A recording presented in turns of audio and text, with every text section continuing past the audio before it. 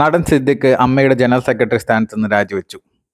നടി രേവതി സമ്പത്ത് നടത്തിയ ഗുരുതരമായ ലൈംഗിക ആരോപണത്തെ തുടർന്നാണ് നടൻ സിദ്ദിഖ് ഇപ്പോൾ രാജിവെച്ചിരിക്കുന്നത്. അദ്ദേഹം സ്വമേധയാ രാജിവെച്ചതാണെന്നാണ് അറിയിച്ചിരിക്കുന്നത്. ഇത്തരത്തിലുള്ള ഒരു ഗുരുതരമായ ആരോപണം നേരിടുന്ന സാഹചര്യത്തിൽ അമ്മയുടെ ജനറൽ സെക്രട്ടറി സ്ഥാനത്ത് നിന്ന് അദ്ദേഹം സ്വമേധയാ രാജിവെക്കുകയാണെന്ന് അദ്ദേഹം മോഹൻലാലിനെ ഇമെയിൽ മുഖാന്തരം അറിയിച്ചതായിട്ടാണ് ഇപ്പോൾ വ്യക്തമായിരിക്കുന്നത്. അദ്ദേഹത്തിൻ്റെ തന്നെ വാക്കുകൾ നമുക്ക് നോക്കാം.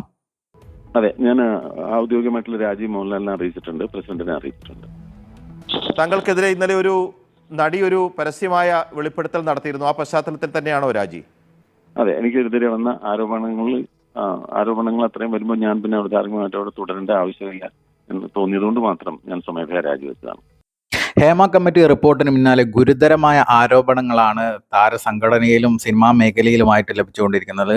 ഇപ്പോൾ ഗുരുതരമായ ആരോപണങ്ങൾ നേരിടുന്ന പല പ്രമുഖരും നമുക്ക് മുന്നിലെത്തിയിട്ടുണ്ട്. എന്തായാലും മലയാള സിനിമയിൽ എന്താണ് നടക്കാൻ പോകുന്നത് ഇനി നമ്മൾ കണ്ടു തന്നെ അറിയേണ്ടി വരും. ഇപ്പോൾ നടൻ സിദ്ദിഖിന് നേരെ വന്ന പോലെ തന്നെ, രഞ്ജിത്ത് സംവിധായകന് നേരെ വന്ന പോലെ തന്നെ ഗുരുതരമായ ആരോപണങ്ങളാണ് ഹേമ കമ്മിറ്റി റിപ്പോർട്ടിന് തുടർച്ചയായിട്ട് മലയാള സിനിമയിൽ നടന്നുകൊണ്ടിരിക്കുന്നത്. അതിൻ്റെ തുടർച്ചയെന്നോണമാണ് അമ്മ ജനറൽ സെക്രട്ടറി സ്ഥാനത്ത് നിന്ന് നടൻ സിദ്ദിഖ് ഇപ്പോൾ രാജിവെച്ചിരിക്കുന്നത്.